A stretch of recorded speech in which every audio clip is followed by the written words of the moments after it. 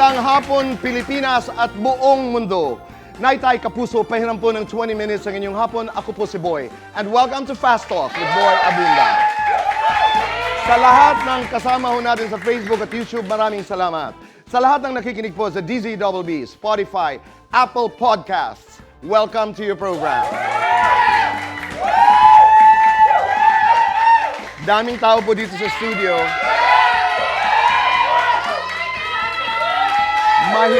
Mahigit 3,000 tao. Dalawang batikang direktor. Two of the best directors in Philippine cinema. Naitay Kapuso, please welcome Joel Lamangan and Joey Reyes.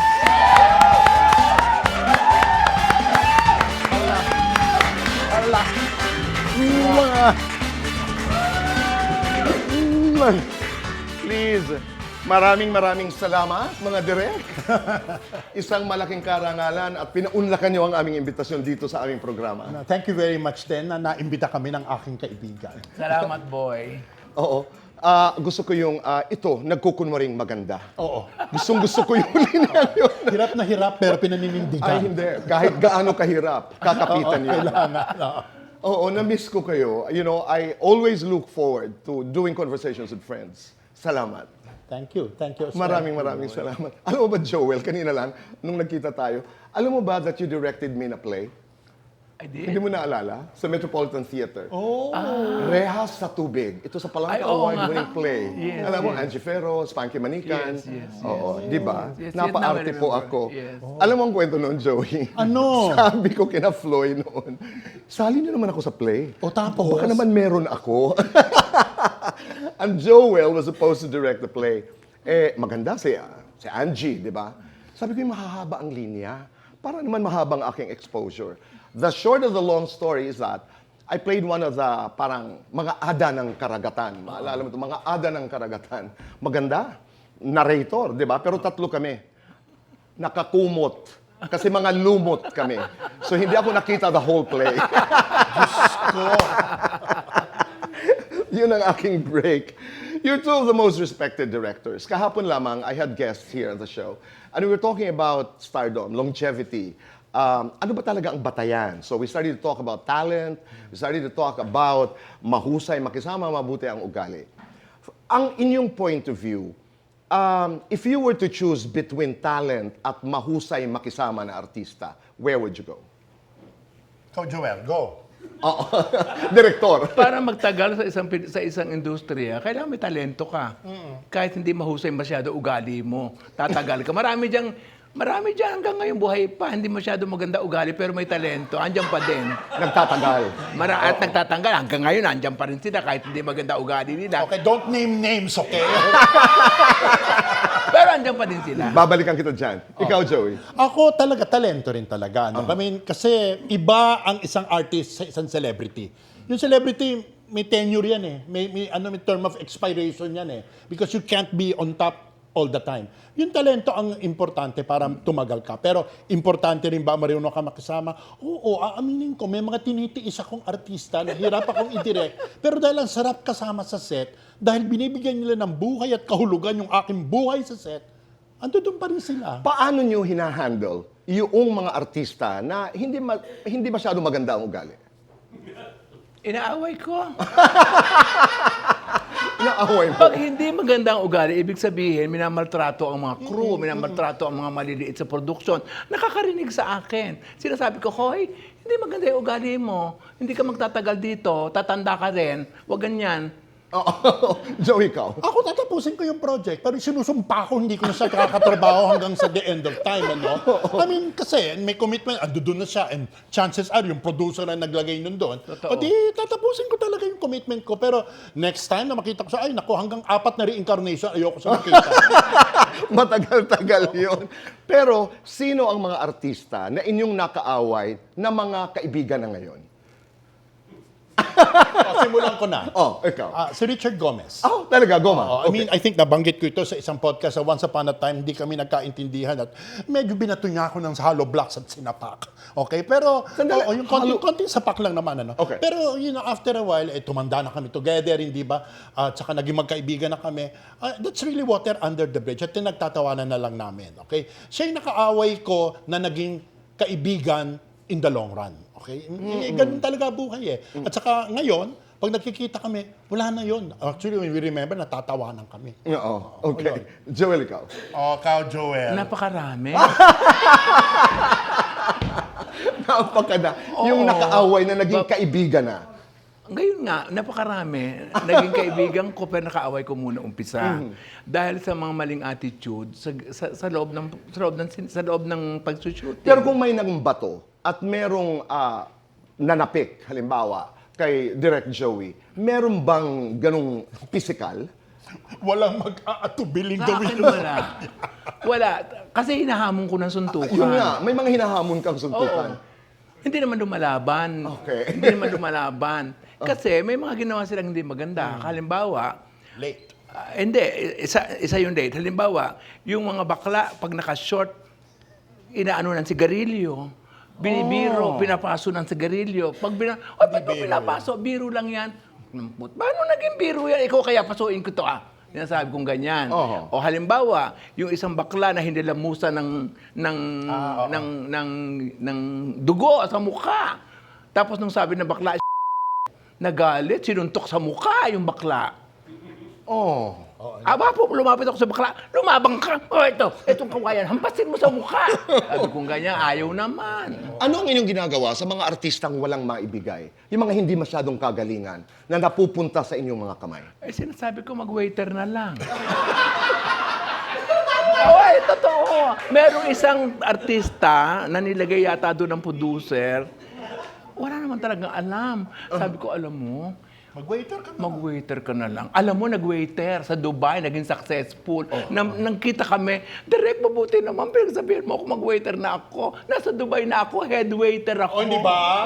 Di ba? Hulog ng langit talaga, hindi ba? At hindi natin minamalit ang mga waiters. Hindi ko minamalit ang mga waiter. At kaya maganda yung kwento na ang katapusan doon ay naging successful siya Naging sa Dubai. successful Ikaw, na Joey. Ako talaga, kunyari, na nahalata ako na wala talagang kayang ibigay at hindi ka naman makakapiga ng dugo sa bato, hindi ba? Shoot ako ng shoot. Shoot around. Tapos sige, hanggang sa, kunin mo yung mga pinakamahirap na eksena, nakatalikod siya. Okay? Tapos, gawin nyo na lang Marvel of Editing. Okay? Iniiwan ko sa editor, sabi ko, pagandahin mo performance niya. Kadalasan nakatalikod, o kaya naka-long shot, madilim, okay? So, hindi mabubuko. Okay? May mga artista na sobrang pakialamero naman. Oo. How do you handle them? Na yung mga shots, yung mga inaaway ganito, mataba ako dito, payat ako dito. Kino-confront ko. Hoy, hindi mo ikaw director dito, ako. Binabayaran ka dito artista, ako may binabayaran director, hindi ikaw. Ba't ka nagde-direct? Anong pakialam mo? Kung saan ko ilagay ang camera ko, anong pakialam mo? May nag-walk out na sa'yo. Marami. Note, proud na proud siya. Hindi. Pero bumabalik. Bumabalik. Bumabalik sila. Oo. Bumabalik sila kasi alam nilang kailangan din nila man yung exposure na yun, kailangan nila yung picture na yung movie na yun. Bumabalik naman sila. Sobrang maraming alam. Go ahead. Pagkatapos, nagiging magkaibigan kami. That's true. Oo. Sobrang maraming alam. Dumadating sa set. Direct, kailangan ito, ganito. What do you do? Titignan ko lang siya mula ulo hanggang paa. Okay, ganyan akong ganon. Hindi ko naman susundin eh. Hindi ba? Diyan lumalabas ang pagkamatung ko. Oras na kinwestiyon yung otoridad mo sa set. Oo, tama. Pag hinayaan mo yun, mawawala na yung respeto sa'yo ng lahat ng tao sa set. Correct. Ayun, kahit maghalo na ang balat sa tinalupan, but you do not question the authority of the director Correct. on the set. Pwede kang pwede kang mag-suggest, pwede tayo mag-collaborate, but do not dictate. Because bilang director ako, hindi ako nagdi-dictate, nagko-collaborate ako. Pag ganun ang attitude ng artista, sabi loob ko, humanap ka ng ibang set, saan ka pwede mag-direct. Okay? Kunyari, nagpupumilit siya, wala ako rito. Okay. Hindi ba? Nakikinig naman kami sa suggestion. Oo, tama. Mag-uusap ng mahusay. Right. Nakikinig naman. Kan tama ka, gagawin ko. sige. Pag hindi ka tama, hindi ko gagawin. Let's talk about two of the greatest actors in Philippine cinema. Ano ang inyong mga iniisip? What are your thoughts about the great Vilma Santos and the great Nora Honor? parang yin and yang yan eh. They're two sides of the same coin. Okay? Iba ang kalidad ni Vilma, iba ang kalidad ni Ate Guy. Okay? There are things that are sparkling sa career ni Ate Guy in the same manner that there are things sparkling kay Vilma. There is Bona, there is Sister Stella L. Okay? There is 3 taong walang Diyos, there is relasyon. So in other words, there's no way to compare apples and oranges. Eh. Okay, I get that. Okay? Oo. Now, ikaw, Ikaw, Joel. may favorite ka? Noranyan ako, di ba? Pareho naman tayo doon. Number Oo. one, Noranyan Pero kaibigan ako. natin si Ate V. Oo. Pero kaibigan ko si Ate B. Correct. Oh. Si Ate Guy, kapag, hindi naman siya perfecto eh. Lalo na nung bata siya, pagdating sa set, hindi naman siya perfecto. May mga pagkukulang siya. Pero yung pagkukulang na yon, napupunan na pag sinabi mo, action! At pagkahusay-husay niya, hindi ka na nagkagalit sa kanya. May naalala lang akong kwento ni Ate Guy because I was also very close to the superstar. Nagtampo sa'yo yun eh. Hindi ko alam kung alam mo ito, Sidhi. Naalala mo? Oo. Nagtampo siya sa akin. Naku, Ate Guy, sorry eh. Sorry po, Ate Guy, napapag-usapan Nagtampo naman. siya sa akin dahil nanood siya ng Rases ng Sidhi. Nakita niya napakahusay ni Glidel. Bakit napakahusay na direct? Bakit napakahusay ni Glidel? May gusto ka dyan, ano? Imagine ikaw? Bakit kakagusto doon? Hindi ako pwede magkagusto doon. Alam mo kung bakit, hindi ba? Sa kanya. Tapos hindi na ako binati. Dubbing. Ayaw magdub ni Ate Guy. Sabi sa akin nung tao doon, Direk, ayaw magdub ni Ate Guy. Bakit? Ayaw eh, basta ayaw niya. Tinawagan ko. Ate Guy, pag hindi ka nag-dub, pwede naman kasi pipi ka naman dito. Ganyan. Ganyan lang naman ang sasabihin mo. Ipapadub kita kay Ate Guy. Dumating si Ate Guy. Kaya lang ban ako doon sa dubbing. Okay lang maban mo ako. Binahan ka sa dabi. Ban ako. Okay lang basta madub niya. May mga ganun tendency. Nagtagali sa akin dahil doon. Pero naalala ko yun because you also realized na napakahusay ni Glidel. Napakahusay. Naalala ko yung sinabi mo. Magaling. At saka doon sa Sidhi, yun yung, Diyos ko doon, sa Kabanutuan kami, ang shooting namin sa Bungabon, 1 hour away from the base. Right. So, alas 6 pa lang, ginigising ko na siya. Ate Guy, pumunta na tayo sa set, ha? Sumunod ka na. O si Direk, ready na kami, ready na, aalis na ako. Alas 12 na, tanghalian na, wala pa. Alas 2 na, wala pa. Umuwi na pala. Umuwi. Dahil, tinawagan ko muna si Jessie, yung producer. Sabi ko, Papa Jessie, anong gagawin namin dito? Ay, umuwi na kayo. Wala na pala dyan si Guy. Umuwi na kami. After 2 weeks, bumalik. Kaya pala siya umuwi, sumakit ang ngipin. Niya. Habang nagsushooting kami ng mga remnant, namaga uli. Hindi pala siya pumunta sa dentist. So sabi ko kay Papa Jesse, namaga na naman. Hindi ka na pwedeng umuwi. Saan ba ang maga? Sa kaliwa. I-shoot mo sa kanan. Sa kanan. Pero tama naman si Joel. Pagharap naman sa camera, lahat yan. Pagharap sa camera. Ay, kahit nga maga ang mukha niya, umaarte pa rin. Ganun pa rin. Napakahusay.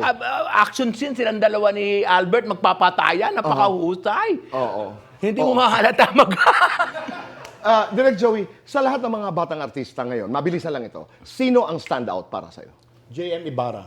Wow. Oo. Napanood ko siya sa Child Number 82 sa Cinemalaya at saka napanood ko siya dito sa Almost Us na dinirect ni Dan Villegas. Napakahusay. Kung babalik sa pelikula at may gagawin akong pelikula, sana mabigyan ako ng pagkakataon na i-direct si JM Ibarra. Ikaw, Joel. Napanood ko din yung batang yun. Napakahusay niya. Si JM din? Oo, pili mo? gusto kong direct din siya. Pero, okay. Ito ang katanungan.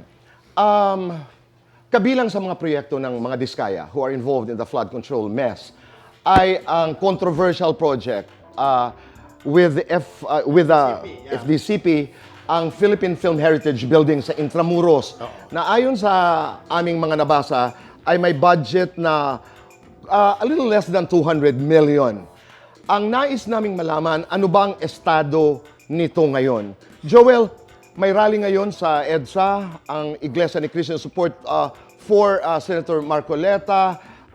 Impeachment will be starting July 6, yung darating na Lunes. Nakawan sa gobyerno.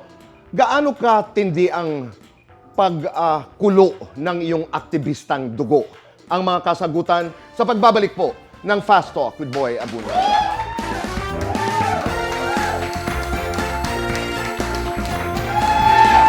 Kami nagbabalik po dito sa Fast Talk with Boy Abunda. Kasama po natin ang dalawa sa pinakarespetadong direktor sa Pilipinas. Joel and Joey. But let's do Fast Talk. Start with you, Joey. Joey, magsulat, magdirect. Magsulat. Magsulat, magturo. Magturo. Romcom, drama. Romcom. Jin, Jimin, or Jungkook? Jungkook. Pelikulang sana ikaw ang nagdirect. Diyos ko, marami. Siguro, About Us But Not About Us ni Jun Lana. Joel, aktor, direktor. Director, Teleserye, pelikula. pelikula, Labas, loob. loob, Nagpapainit ng ulo mo sa set. late, artista. Nagpapangiti sa iyo sa set. Yung kumikis sa akin pag morning. Para sa inyong dalawa. Sa inyong dalawa, sino ang mas marites? Ang mas mataray. Ang mas mayaman. Ang mas maganda. Ay, ako. O, sige na nga. Para sa inyong dalawa, is that lights on or lights off? Ako, it depends eh. It depends. Depende din kung sino Happiness or kapartner. chocolates? Happiness. Chocolate. Best time for your happiness. Anytime. Best time for chocolates. Morning. Okay. Gagawing pelikula ang kasalukuyang estado ng bansa. Give it a title. Diyos ko, ano ba itong nangyayari?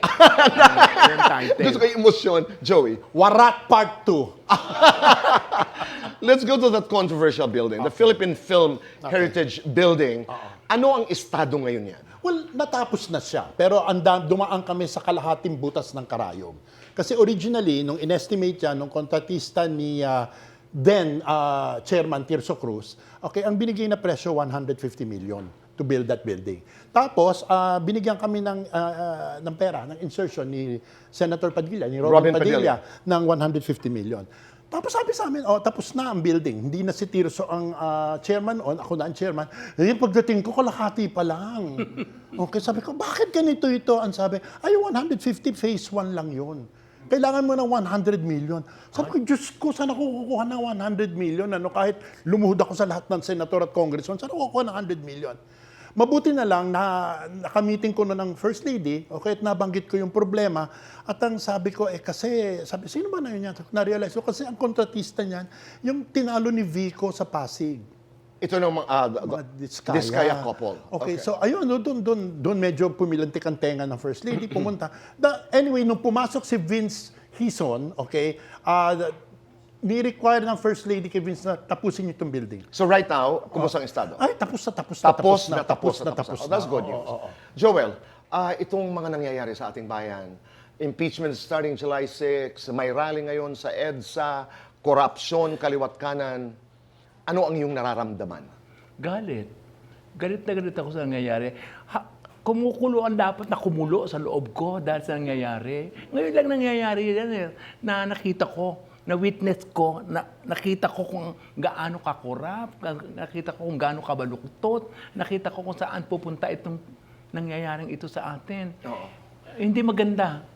Huling katanungan, dahil wala na tayong oras, is the Filipino worth dying for?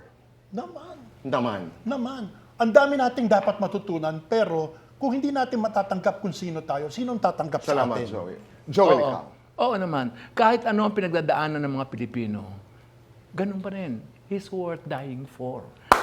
Kahit ano man ang pagdaanan. Maraming salamat sa inyong dalawa. Sana'y magkaroon tayo ng fast talk na 1 hour and a half.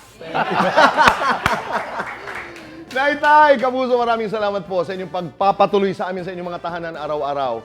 Be kind, make your nanay proud, and say thank you. Piliin po ang gumawa ng tama, bihuan tama. Goodbye for now, and God bless. House of Ballesteros, Marco Ballesteros, maraming salamat.